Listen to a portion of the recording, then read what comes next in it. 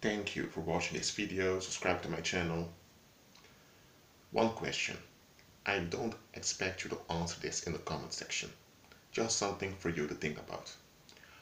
Are you willing to receive what you've prayed for?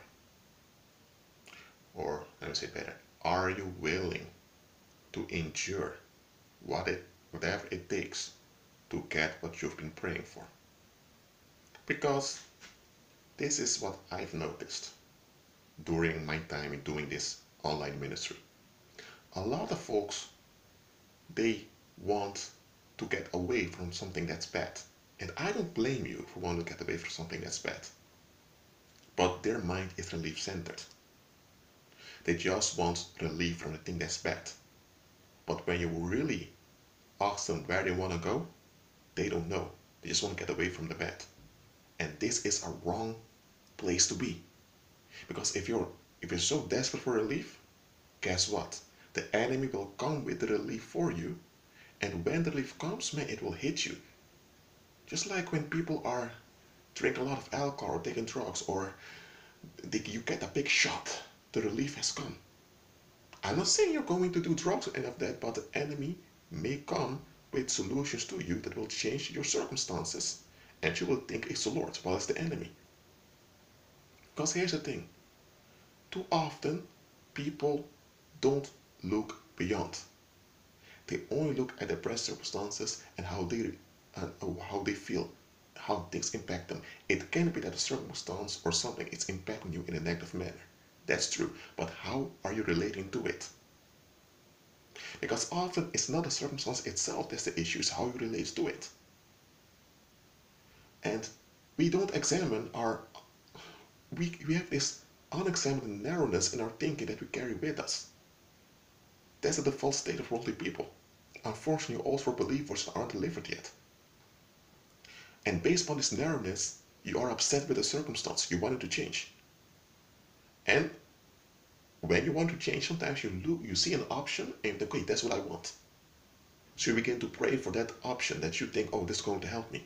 Whether it's more money or a bigger house or another spouse or whatever. But the only reason that option seems so attractive is based upon that unexamined narrowness that you're operating in. So you begin to pray and pray. But then, when that option arrives that you prayed for, now you're upset. Why are you upset? That's what you've been praying for, right? But here's the thing. You did not relate well to the issue you wanted to be free from. That's why you cannot relate well now to the solution you were aiming for. But here's the thing, that solution you were aiming for is only a solution based upon that unexamined narrowness that you were holding on to. That's why it's important to be renewed in your mind. Because, look at this. When Daniel was thrown in the lion's den, did the Most High remove him from the lion's den? No. He set a holy angelic being to overrule the circumstance. When Shadrach, Meshach, and Abednego were thrown in a burning furnace, did the Most High remove them from the burning furnace? No, they were still there. But Christ was with them and they overruled the fire. They were bound, chained in that fire, but they were walking around freely without the fire harming them. And it's only when King Nebuchadnezzar asked them to come out that they came out. So look at this. They overruled the fire, right? So they could have left that furnace anytime.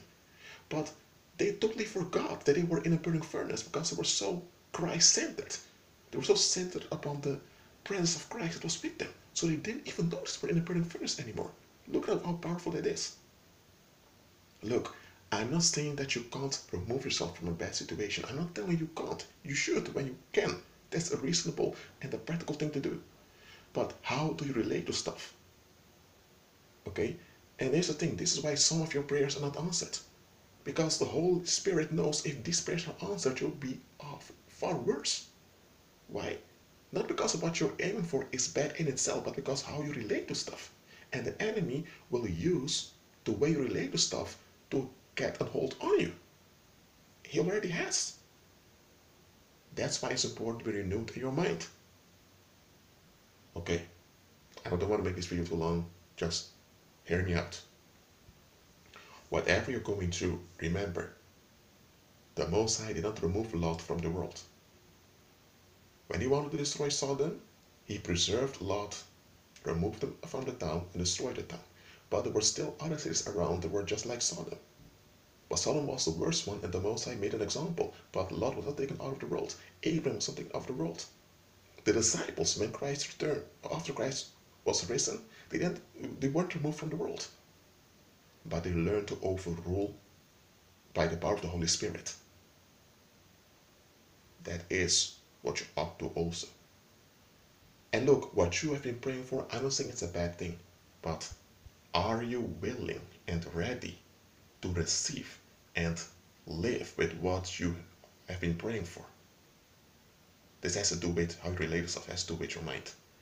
Make sure you are Christ-centered and not relief-centered. That being said, I agree with Christ and be at peace.